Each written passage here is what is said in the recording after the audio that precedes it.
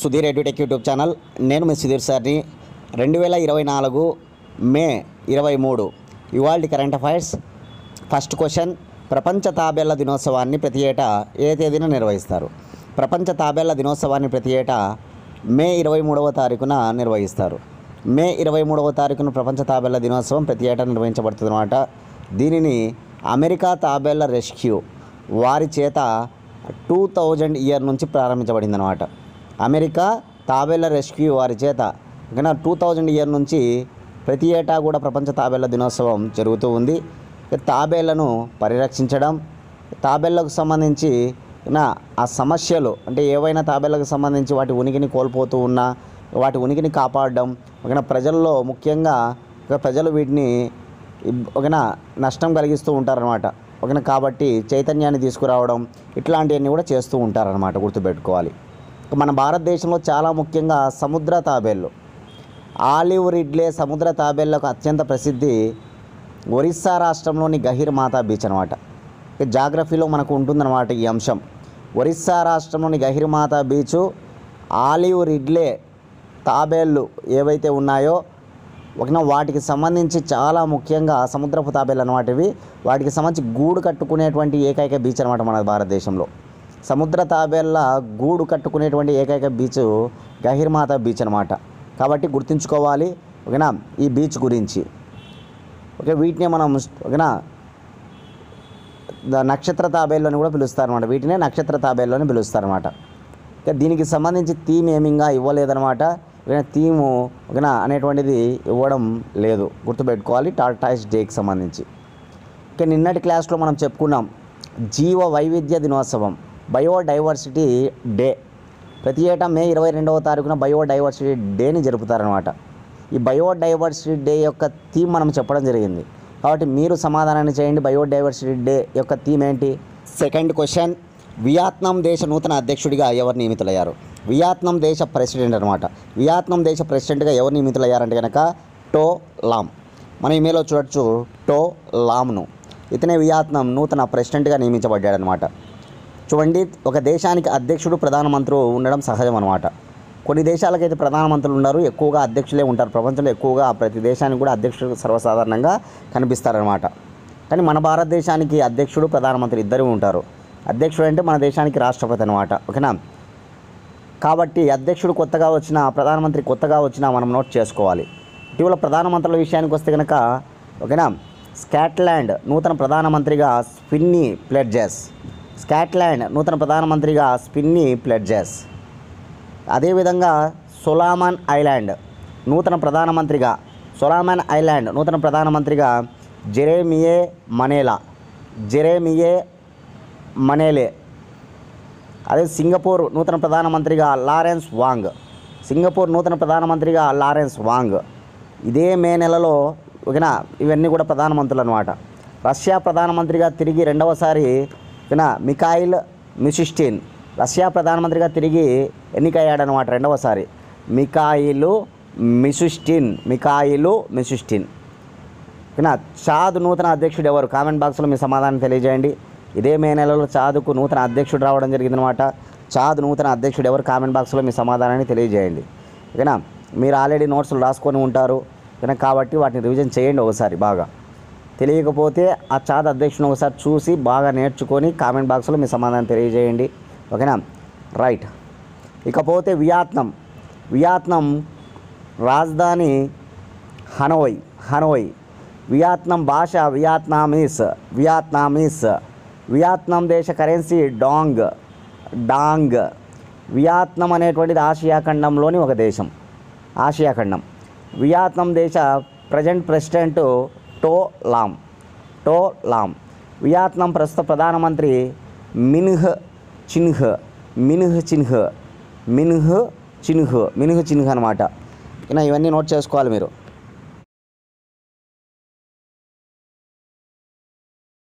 Third question, ఖగోళ శాస్త్రంలో ఇచ్చే ప్రతిష్టాత్మక అవార్డు షా ప్రైజ్ను అందుకున్న భారత సంతతి వ్యక్తి ఎవరు? చూడండి, ఖగోళ శాస్త్రంలో ఇచ్చే అత్యంత ప్రతిష్టాత్మకమైనటువంటి అవార్డు షా ప్రైజు. దీన్ని అందుకున్నటువంటి భారత సంతతి వ్యక్తి ఎవరంటే కనుక ఆయనే శ్రీనివాసరావు కులకర్ణి.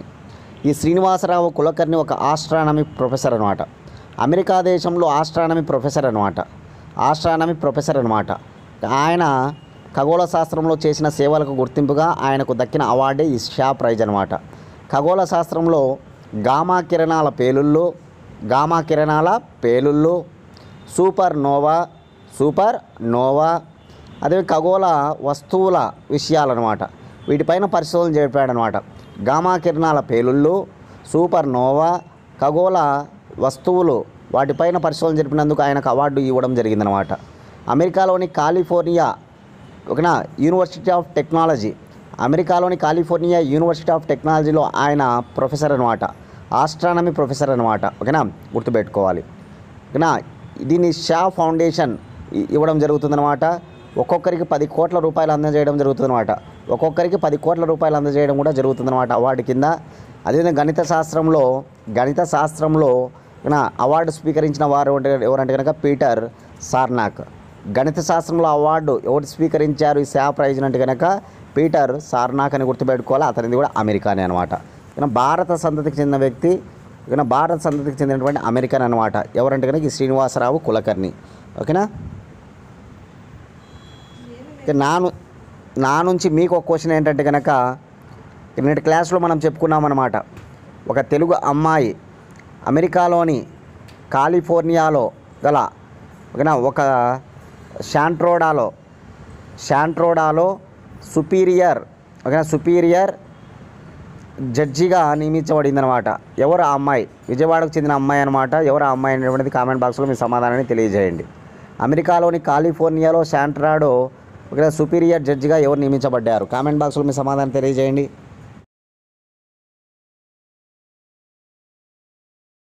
ఫోర్త్ క్వశ్చన్, 30 సార్లు ఎవరెస్ట్ శిఖరాన్ని అధిరోహించి తన రికార్డు తానే బ్రేక్ చేసిన పర్వతారోహకుడు ఎవరు?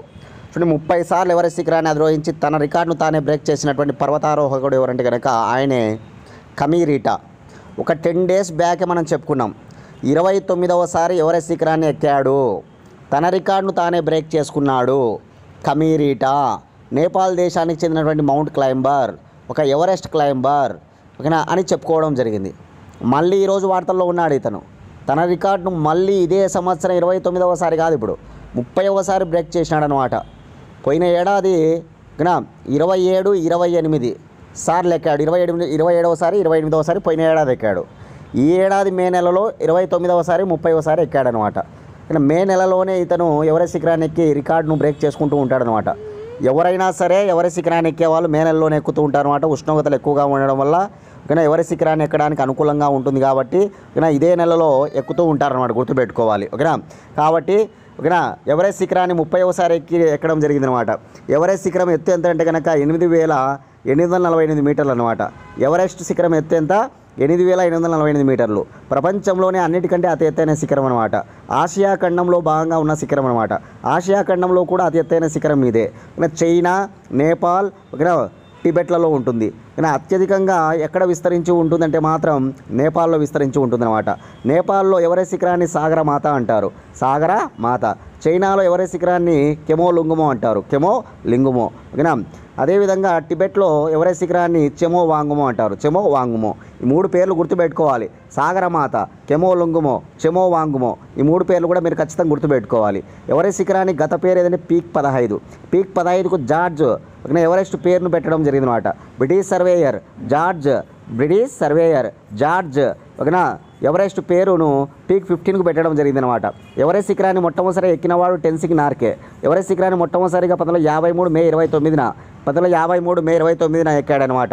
మే 29ని ప్రతి సంవత్సరం ఎవరెస్ట్ డేగా చేస్తారు. అందుకే మే 29ని ఎవరెస్ట్ డేగా చేయడం జరుగుతుందన్నమాట. ఓకేనా, టెన్సింగ్ నార్గే నేపాల్ అనే విషయాన్ని గుర్తుపెట్టుకోవాలి. ఎవరెస్ట్ శిఖరాన్ని మొట్టమొదటిసారిగా ఎక్కిన మహిళ జంకోతాబి, జపాన్. ఎవరెస్ట్ శిఖరాన్ని ఎక్కినటువంటి తొలి మహిళ జంకోతాబి, జపాన్ అనమాట.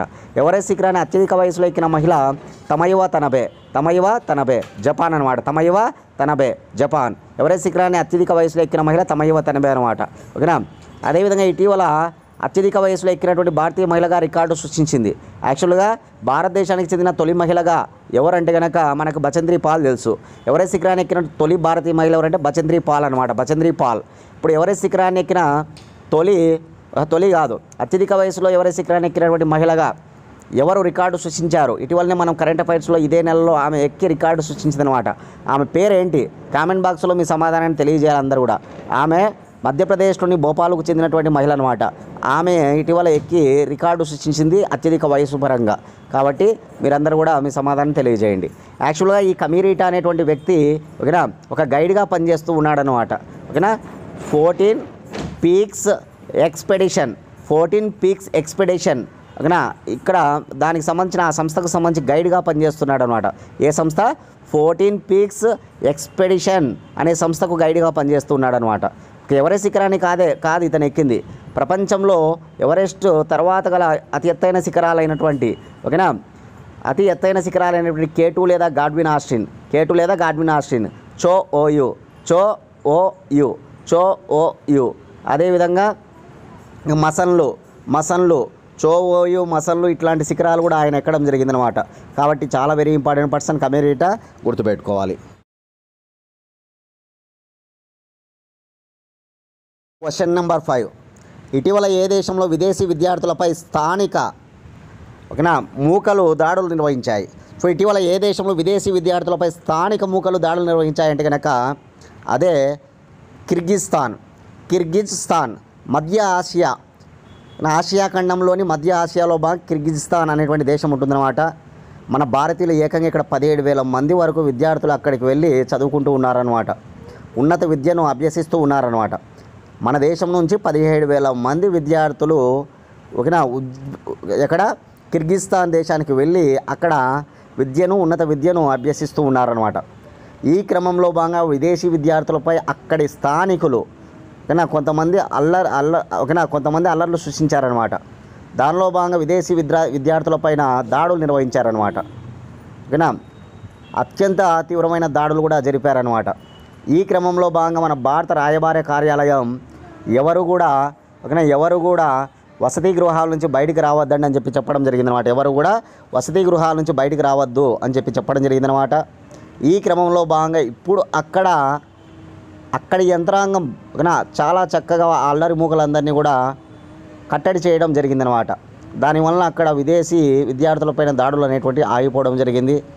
కాబట్టి మన భారత రాయబార కార్యాలయం చెప్పిందన్నమాట ప్రశాంతంగా ఓకేనా ఉంది అని ఇక్కడ ఉన్నవారికి వారి కుటుంబీకులకు ఒక మెసేజ్ పాస్ చేయడం జరిగిందనమాట.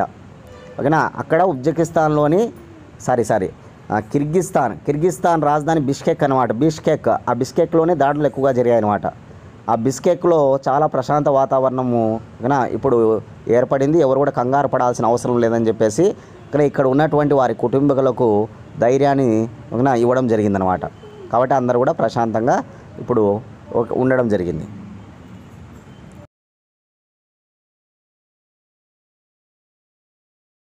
ఎవరైతే క్లాస్ ఫాలో అవుతున్నారో దయచేసి మీరందరూ కూడా లైక్ చేయండి. ప్లీజ్ అందరూ కూడా లైక్ చేయాలి. ఓకేనా మన ఛానల్ నుంచి ఓకేనా ప్రతి ఒక్కరు కూడా ఎవరైతే ఫాలో అవుతున్నారో మీరందరూ కూడా ఇంకా ఎవరైనా సబ్స్క్రైబ్ చేసుకోతే సబ్స్క్రైబ్ కూడా చేసుకోండి. మన ఛానల్ మీ ఫ్రెండ్స్ ఎవరైనా ఉంటే కనీసం 3కి షేర్ చేయండి. ఓకేనా అందరూ కూడా దయచేసి ప్రతి ఒక్కరు లైక్ చేయాలి. ఓకేనా రైట్. 6th question. పాలస్తీనాను దేశంగా గుర్తిస్తూ ఏ దేశాలు అంగీకరించిన కారణంతో ఇజ్రాయెల్ ఆ దేశ రాయబారులను పంపినది? చూడండి, పాలస్తీనా అనేటువంటిది ఒక దేశంగా గుర్తించాలనేటువంటిది మనకు ఎప్పటి నుంచో ఉందన్నమాట. ఐక్యరాజ్య సమితిలో ఓకేనా దీనికి సంబంధించి ఓటింగ్ కూడా ఇటీవల జరపడం జరిగిందనమాట. అమెరికా నో అని చెప్పడం జరిగిందనమాట. అంటే ఐక్యరాజ్య సమితిలో పాలస్తీనా దేశం సభ్యత్వాన్ని తీసుకోవాలని ప్రయత్నిస్తూ ఉంది. ఒక దేశంగా గుర్తింపు పొందాలని ప్రయత్నిస్తూ ఉందన్నమాట. ఈ క్రమంలో భాగంగా అక్కడ ఓటింగ్లో ఓకేనా మనం చూస్తూ ఉన్నామన్నమాట. నో చెప్పడం జరిగింది అమెరికా. మనందరికీ తెలిసినటువంటి విషయమే, ఇజ్రాయెల్కు పాలస్తీనాకు మధ్య యుద్ధం అనేటువంటిది జరుగుతూ ఉందన్నమాట. ఇజ్రాయెల్కు మద్దతుగా నిలిచినటువంటి దేశం అమెరికా, పాలస్తీనాకు మద్దతుగా నిలవని దేశం ఓకేనా అమెరికా అనమాట. కాబట్టి పాలస్తీనాకు ఎప్పుడు కూడా ఈ అమెరికా ఓటింగ్లో ఓకేనా వ్యతిరేకతగానే ఉందన్నమాట. కాబట్టి ఇప్పుడు ఏంటంటే కనుక ఇజ్రాయెల్ దేశానికి మద్దతు ఇవ్వకుండా పాలస్తీనాకు మద్దతు ఇచ్చాయన్నమాట ఈ 2 దేశాలు. ఇప్పుడు అవే ఐర్లాండు నార్వే. పాలస్తీనాను దేశంగా గుర్తిస్తూ ఐర్లాండ్ అనేటువంటి దేశం, నార్వే అనేటువంటి దేశం, ఈ 2 దేశాలు కూడా మద్దతు ఇవ్వడం జరిగిందనమాట. కానీ ఆ మద్దతు ఇవ్వడం వల్ల ఇజ్రాయెల్ అధ్యక్షుడు బెంజమిన్ నెతన్యాహు ఇజ్రాయిల్ అధ్యక్షుడు బెంజమిన్ నెతన్యాహు ఆ దేశ రాయబారులను ఆ దేశం నుంచి పంపించడం జరిగిందనమాట. అంటే ఐర్లాండ్ దేశ రాయబారి, నార్వే దేశ రాయబారి ఇజ్రాయెల్లో ఉంటారు కదా, వారిని ఆ దేశం నుంచి వెళ్ళిపోమని పంపించడం జరిగిందనమాట. కాబట్టి గుర్తుపెట్టుకోవాలి ఈ విషయాలు. ఇటీవల పాలస్తీనాను దేశంగా గుర్తిస్తూ ఏ దేశాలు మద్దతును పలికాయి, దానిలో భాగంగా ఇజ్రాయెల్ ఆ రెండు దేశాలు వెనక్కి పంపించాయి. ఏ రెండు దేశాలు అనేవన్నీ గుర్తుపెట్టుకుంటే మీరు ఐర్లాండ్, నార్వే ఇట్లా చాలా దేశాలు మద్దతు ఇస్తూ ఉన్నాయన్నమాట. పాలస్తీనాకు చాలా దేశాలు మద్దతు ఇస్తూ ఉన్నాయన్నమాట. ఎందుకంటే ఇజ్రాయెల్ దాడులు రోజు రోజుకు ఎక్కువ అయిపోతూ ఉన్నాయన్నమాట. పాలస్తీనాలో హమాస్ మిలిటెంట్లపైన గాజాలో బీభత్సం సృష్టించి ఉందన్నమాట ఇజ్రాయెల్. కాబట్టి చాలా దేశాలు పాలస్తీనాకు మద్దతు పలకడం మనం చూస్తూ ఉన్నాం. ఇరాన్ దేశం మద్దతు పలికింది ఇటీవలనే. అదేవిధంగా బ్రిటన్ దేశము, చైనా దేశం, ఇట్లా చాలా దేశాలు, రష్యా, ఇట్లాంటి దేశాలన్నీ కూడా మద్దతు పలుకుతూ ఉన్నాయన్నమాట. క్వశ్చన్, 5 సార్లు ఎమ్మెల్యేగా పనిచేసిన పెంద్యాల కృష్ణబాబు మరణించారు. ఆయన ఏ అసెంబ్లీ ఎమ్మెల్యేగా ఉండెను? చూడండి, 5 సార్లు ఎమ్మెల్యేగా పనిచేసిన పెంద్యాల కృష్ణబాబు మరణించడం జరిగిందన్నమాట. ఆయన తూర్పుగోదావరి జిల్లాలోని కొవ్వూరు అసెంబ్లీ నియోజకవర్గం తరపున ఆయన 5 సార్లు ఎమ్మెల్యే కావడం జరిగింది. 5 సార్లు కూడా కొవ్వూరు అసెంబ్లీ నియోజకవర్గం నుంచి ఆయన ఎమ్మెల్యే అయ్యాడనమాట. ఈరోజు ఏ న్యూస్ పేపర్ చూసినా, ఏ టీవీలలో చూసినా, ఇంగ్లీష్ పేపర్లో చూసినా కూడా ఖచ్చితంగా ఈ న్యూస్ అనేటువంటిది మనకు ఉందన్నమాట. కాబట్టి ఖచ్చితంగా గుర్తుంచుకోవాలి. ఎందుకంటే 5 సార్లు ఎమ్మెల్యేగా పనిచేశాడనమాట. నందమూరి తారక రామారావు పైన అభిమానంతో ఆయన రాజకీయాలలో అడుగుపెట్టడం జరిగింది 1993లో. నందమూరి తారక రామారావు గారిపైన అభిమానంతో ఆయన తెలుగుదేశం పార్టీలో చేరడం జరిగింది 1993లో అనమాట. 83లో ఆయన కొవ్వూరు నియోజకవర్గంలో ఎమ్మెల్యే, మళ్ళీ 85లో ఒకసారి, ఓకేనా, మళ్ళీ 89లో ఒకసారి, మళ్ళీ 94లో ఒకసారి, మళ్ళీ 97లో ఒకసారి, ఇట్లా 5 సార్లు ఆయన ఎమ్మెల్యే కావడం జరిగిందన్నమాట. 83, 85, 89, 94, 97 కానీ ఇట్లా 5 సార్లు ఎమ్మెల్యే కావడం జరిగిందనమాట. ఆయన 71 సంవత్సరాల వయసు అనమాట తనది ఇప్పుడు. ఆయన హైదరాబాదులో అనారోగ్యం కారణం చేత మరణించడం జరిగింది. ఆయనే ఎవరంటే కనుక పెంద్యాల కృష్ణబాబు. కాబట్టి గుర్తుపెట్టుకొని నోట్ చేసుకోండి. ఏ నియోజకవర్గం, ఆయన ఏ పార్టీ తరపున ఎమ్మెల్యే అయ్యాడు అనేటువంటిది గుర్తుపెట్టుకోవాలి. ఆయన చనిపోయే నాటికి మాత్రం ఆయన ఏ పార్టీలో ఉన్నారంటే వైఎస్ఆర్సీపీ పార్టీలో ఉన్నాడనమాట. వైఎస్ఆర్సీపీ పార్టీలో ఆయన కొనసాగడం జరిగిందన్నమాట చివరి రోజుల్లో ఆయన ప్రాణాలు కోల్పోయే నాటికి.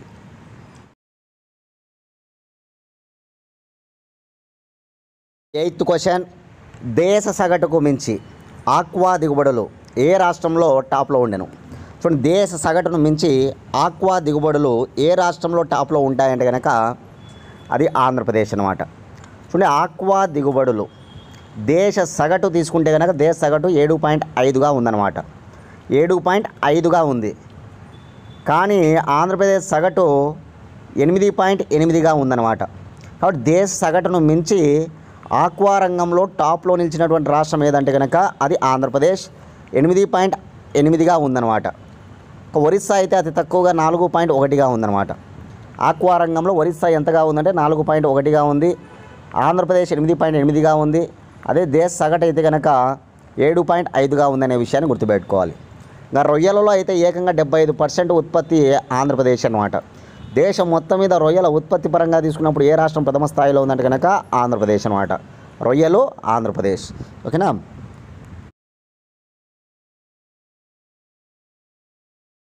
ఇంత క్వశ్చన్, ప్రపంచ పారా అథ్లెటిక్స్లో పురుషుల F46 షాట్ పుట్లో 16.33 మీటర్లు విసిరి స్వర్ణం సాధించింది ఎవరు?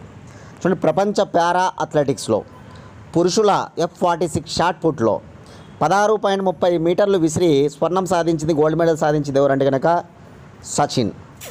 ఓకేనా, మన ఇమేజ్లో చూడొచ్చు సచిన్ను. ఒక పారా అథ్లెట్ అనమాట, షాట్ పుట్టర్ అనమాట, ఓకేనా. కాబట్టి ఇతను ఆడినటువంటి విభాగం ఏదంటే కనుక F46 షాట్ పుట్ అనమాట. ఎన్ని మీటర్లు విసిరాడంటే కనుక 16.30 మీటర్లు, 16.30 మీటర్లు అనమాట. ఆసియా ఖండానికి సంబంధించిన రికార్డు ఓకేనా షాట్ పుట్లో విసిరింది ఇతనే అనమాట. ఇది వరకు కూడా ఆయన పేరు మీదగానే రికార్డు ఉందన్నమాట ఆసియా ఖండంలో. ఓకే, తన రికార్డును తానే బ్రేక్ చేసుకున్నాడు. ఎవరు? సచిన్ అనమాట. నా నుంచి మీకు క్వశ్చన్ ఏంటంటే కనుక నిన్న మే 22 నిన్నటి క్లాస్లో మనం చెప్పుకున్నాం ఇదే పారా అథ్లెట్స్, ప్రపంచ పారా అథ్లెటిక్కి సంబంధించి నిన్న 3 భారతీయులకు గోల్డ్ మెడల్స్ వచ్చాయన్నమాట. జావెలిన్ థ్రోయర్ ఒకరు ఉన్నారు, అందులో ఒక పారా అథ్లెట్ వచ్చి జావెలిన్ త్రోలో, ఒకరు వచ్చేసి హై జంపులో, ఒకరు వచ్చి త్రోలో అనమాట. ఆ ముగ్గురి పేర్లు కామెంట్ బాక్స్లో మీ సమాధానాన్ని తెలియజేయండి.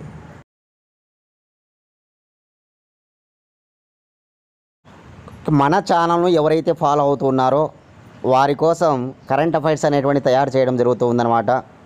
ఎవరికైనా ఇవి కావాలనుకుంటే 8186006848 8186006848 అనే నెంబర్కి 100 రూపీస్ ఫోన్పే చేసి అదే నెంబర్కి స్క్రీన్ షాట్ పెట్టండి. 24 గంటల లోపల పీడిఎఫ్ ఫైలు పంపిస్తాను, date to date with ఎక్స్ప్లెనేషన్తో.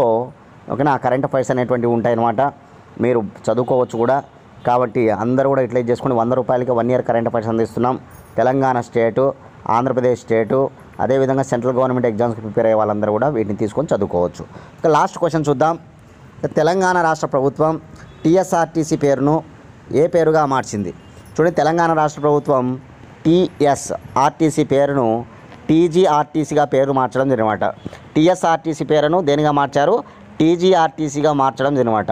Telangana state road transport corporation, road రవాణా సంస్థ ఏదైతే ఉందో తెలంగాణకు సంబంధించి, దాని పేరు ఇప్పుడు మారింది. అది ఏ పేరు అంటే కనుక ఇప్పుడు టీజీఆర్టీసీ అని గుర్తుపెట్టుకోవాలి.